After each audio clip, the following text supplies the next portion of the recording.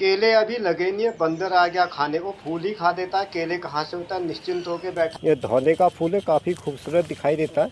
अब मैं थोड़ा सा और इसके नज़दीक आने की कोशिश करता हूँ। आप सभी को एक बार फिर से नवरात्रि पर्व की भी हार्दिक शुभकामनाएं और ईद मुबारक। और ऊपर इसके थोड़ा अगर हम आते हैं तो चीड़ के पेड़ों का विशाल समूह मिल जाता है। और ये है केले के पेड़ों का झुरमुट। ये थोड़ा हमारे घर से दूर है तो इस पर तो केले बंदर हमारे लिए क्या ही छोड़ता। और ये है शीतल जल की शीतलता, ये हमारा पर्सनल टैंक है और इसमें स्रोत से पानी आता है। गर्मियों में इतना ठंडा रहता है, ये बूंद बूंद करके आ रहा है, लेकिन बूंद बूंद रात भर में भी हमारा टैंक भर जाता है। तो जो भी है गर्मियों में तो जल एक अमृत का ही काम करता है। जो भी है सरकारी विभाग को तो कहना ही क्या, जल निगम में भी कई सारे लोग कंज्यूम करते हैं। हमारे कूली के वो कहते हैं कि घंटे भर में आता है और बिल पूरा पे करना पड़ा। कई लोगों का बिल इतना ज्यादा आता, पानी बिल्कुल नहीं आता। अब ये सोशल मीडिया, इस पर किसी की बुराई करना भी ठीक नहीं है। जो भी हमें जल को बचा कर रखना चाहिए, जल है तो कल है। इसी के बगल में छोटा सा कृष्ण भगवान का मंदिर है, बन पा रही हूँ। तो इसी क्रम में आगे बढ़ते हुए मैं अब आ जाता हूँ अपने ही घर की तरफ। तो यहाँ से थोड़ा सा कॉम्प्लेक्सन मेरे चेहरे का ठीक है। और अभी मैं आ गया हूँ एकदम नाशपाती के पेड़ों की छांव पर। और यह कपास का प्लांट, एक्चुअली में कपास प्लांट नहीं होता, झाड़ी समुदाय में से आता है। तो इसके बीज का इस्तेमाल हम लोग आग जलाने में करते हैं। और अभी मैं थोड़ा नीचे आ गया था क्लोथ वगैरह चेंज करने हैं, क्योंकि गैस सिलेंडर भरना तो अच्छे कपड़े तो वैसे भी ख़राब होने, तो कैजुअल कपड़े पहन के निकल लेता हूँ मैं घर से बाहर। और ये मैं आपको बाहर का नज़ारा दिखा पा रहा हूँ। ये किचन गार्डन भी कह सकते हैं, हमारी फुलवारी भी है, रंग beautiful flower, words are insufficient. फूलों की तारीफ में तो खैर क्या ही कहे, शब्द कम। एक और नई लाइफ स्टाइल ब्लॉग। आज 31 मार्च 2025 और दिन है सोमवार का। आज ही के दिन यहाँ पर LPG गैस की भी सप्लाई होती है, तो मेरे आज दोनों ही काम हो जाते हैं। इत्तेफाक से आज छुट्टी है। साथ ही साथ ये गैस की बुकलेट और कैश भी लाया हूँ गैस भराने के लिए। एक और अनिवार्य आवश्यकता यहाँ पे जाती है कि मोबाइल पर OTP बताना पड़ता, तो मोबाइल, बटुआ, गैस, 3 तो आवश्यकता हो जाती है। अभी सिलेंडर मैंने रखा है रोड पर। जब तक गैस की गाड़ी आती, मैं यहाँ पर कुछ पत्ते झड़े हुए हैं उनको साफ़ कर देता हूँ। और यहाँ से एकदम सुपरविजन भी हो जाता है कि जैसे ही नीचे सड़क में गैस की गाड़ी आती है तो एकदम पीछे ही मेरे आ जाती है मेन रोड, और यहाँ से मुझे दिखते रहता है। और यहाँ से मैं जल्दी से गैस भी पिकअप कर लूँगा। और तब तक, जब तक गैस नहीं आती, मैं तब तक साफ़ सफाई कर लेता हूँ। तो ये है फिर अभी गैस के आने का समय हो रखा है। जैसा कि आप ग्राउंड में आवाज़ें भी सुनते होंगे, यहाँ से गाड़ियों के आवागमन एकदम साफ सुनाई देता, इसीलिए मुझे लोकेशन बहुत अच्छी लगती है। इसके अलावा यहाँ से मेरे चेहरे का कॉम्प्लेक्सन वगैरह भी परफेक्ट आता है। तो फिलहाल रोज़ के रूटीन पर लग जाता हूँ। और आप लोगों को बोरियत ना हो, इसलिए मैं वीडियो को चलाता हूँ फास्ट फॉरवर्ड में। फास्ट फॉरवर्ड में चलाने से ऐसा लगता है जैसे मुझे सुपर नेचुरल पावर मिल गई हो, लेकिन उससे थोड़ा बैकग्राउंड में चिड़ियों की आवाज़ नहीं आती। अब मैं इसको थोड़ा सा रियल साउंड में ले लेता हूँ। बैकग्राउंड में चिड़ियों की बोलने की आवाज़ काफ़ी मधुर सुनाई देती है। साथ ही कुछ ऐसी साउंड भी होती है जो अन्य शहरों में नहीं सुनाई देती, इसलिए आप लोगों की बोरियत को कम करते हुए मैं थोड़ी देर अपनी आवाज़ को कर देता हूँ बंद। और इस तरह से मेरा सफाई का अभियान चल रहा है। साथ ही साथ सुपरविजन भी कर रहा हूँ। नीचे सिलेंडर वाले भैया सिलेंडर रखेंगे तो उसको जस्ट ले लूँगा। और साथ में मैं लाया हूँ ट्रॉली। अब कोई दिक्कत नहीं है। भुगतान ज़्यादा यहाँ पर ऑनलाइन भी होता है, ऑफलाइन भी होता है, लेकिन ऑफलाइन को मैं ज़्यादा प्रेफर देता हूँ कि ऑनलाइन में बिना चश्मे के तो मोबाइल ज़रा दिखते भी नहीं है। एक और उसमें आइटम पड़ जाता है कि आपको चश्मा ही मेंटेन करना, 3-4 चीज़ें तो संभव हो भी नहीं पाती हैं। तो इस तरह से अभी तो सफाई का ही काम चल रहा है। इस बीच अपने मोबाइल फ़ोन को अटका दिया था मैं ट्राइपॉड में। गैस आ गई थी तो जल्दबाजी में नीचे जाना पड़ा। वैसे भी अनावश्यक रूप से किसी की रिकॉर्डिंग करना मुझे अच्छा नहीं लगता। तो इस तरह से गैस मिल गई, अब एक टेंशन फ्री हो गया, क्योंकि ये समय थोड़ा सा उपलब्ध कराना बहुत मुश्किल होता है। क्योंकि इस टाइम में मैं होता हूँ स्कूल और खाते पीते हो जाता है 3-3:30 पे। और फिर गैस की सप्लाई भी आजकल सुबह ही आती है, गर्मियों के दिन है, जो काम सुबह सुबह हो जाता है तो हो ही जाता है। तो इस तरह से इसको हाथ में ले लिया है। इसके बाद इसको अटका दूंगा ट्रॉली पर। ट्रॉली पर थोड़ा आसान हो जाता है। आमतौर पर इसमें गैस की मात्रा लगभग 14-15 किलो ही होती है, और ठीक उतना ही हो जाता है इसके सिलेंडर, खाली सिलेंडर का वजन कुल मिला के राउंड अबाउट में हो जाता है 33-34 में भी, शायद 35 भी हो जाता होगा। तो इससे थोड़ा कंफर्टेबल होता है, एक हाथ से पड़े आराम से। जो आप लोग सूट केस लेकर जाते हैं जिनमें पहिए के द्वारा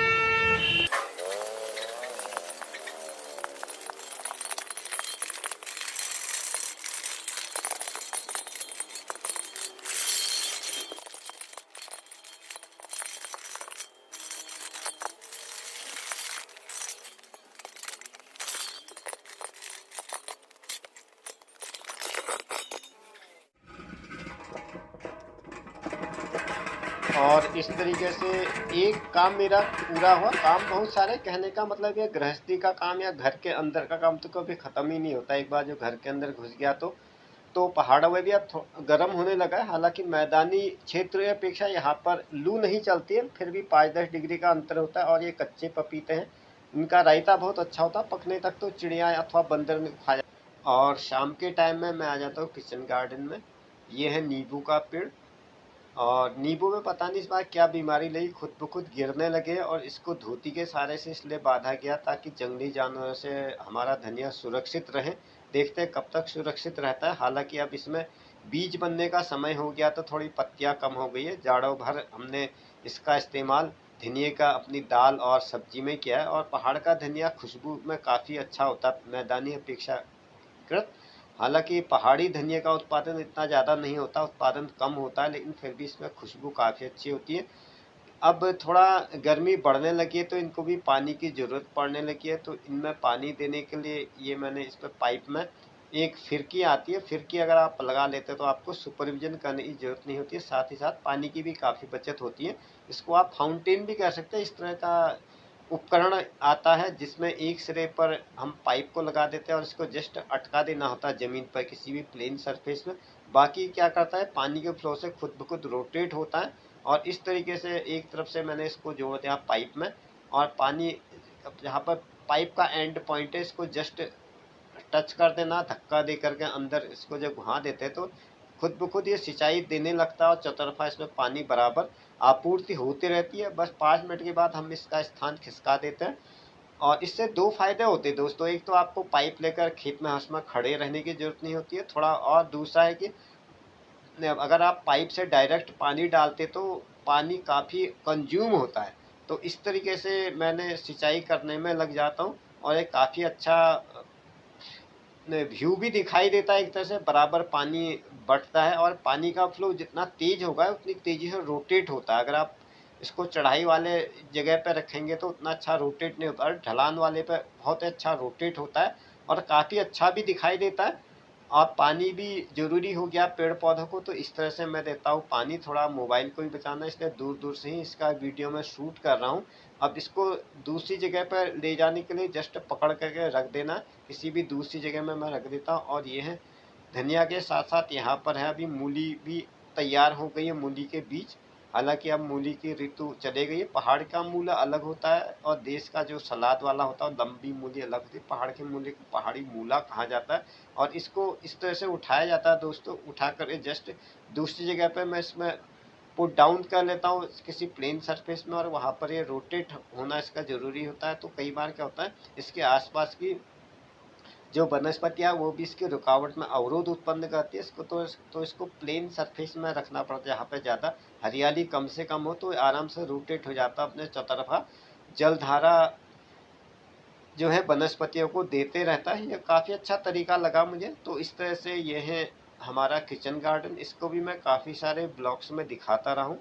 तो इस तरह से मैं सिंचाई दे। और अब मैं आ जाता हूँ अपने रूम पे। मैंने ये लाइट लगा दी है, फ्लैश लाइट। इससे मुझे फ़ायदा ये होगा, जब मैं एजुकेशनल वीडियो बनाऊंगा तो मेरे चेहरे पे डायरेक्ट लाइट पड़ेगी, और पर्टिकुलर एंगल में इसका बदल भी सकता हूँ। थोड़ा बहुत फ्लेक्सिबल है। और इसको मैंने डायरेक्ट जोड़ दिया जहाँ पर हमारा इन्वर्टर का मेन कनेक्शन है। इसी के साथ में वाईफाई का भी मॉडेम लगा हुआ है, इसको भी लगातार सप्लाई की ज़रूरत होती है, और यहीं से मेरा टीवी भी ऑपरेट होता है।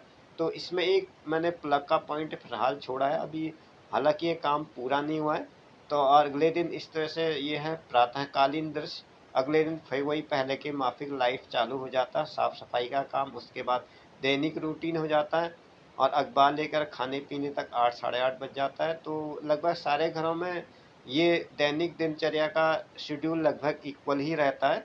बस ये कि आपके काम करने के तरीके में अंतर होता है। तो इस तरह से हम अलग अलग तरह का ब्रूम जो है मैं इस्तेमाल कर। और एक खुरदे धरातल में तीली वाला झाड़ू ज़्यादा ठीक था, कुछ लोग सीक वाला झाड़ू भी कहते हैं। बरसातों में तो यहाँ पर हरे घास का दूब का मैदान है, लेकिन अब थोड़ा गर्मी पड़ने लगी है तो हरियाली थोड़ा कम हो गई है। लेकिन इस तरह की बनावट के लिए तीली वाला झाड़ू ज़्यादा परफेक्ट रहता है, जहाँ पे लॉन वगैरह की सफाई होती है। तो फटाफट मैं इसको निपटा देता हूँ, ज़्यादा तो अभी समय भी नहीं है। बस 8-8:30 बजे मैं निकल जाऊँगा, उसी समय अखबार का भी होता है। तो इन्हीं शब्दों के साथ आज का ये वीडियो यहीं पर समाप्त होता है। मिलते हैं फिर अगले लाइफ स्टाइल ब्लॉग में। तब तक के लिए जय हिंद, वंदे मातरम।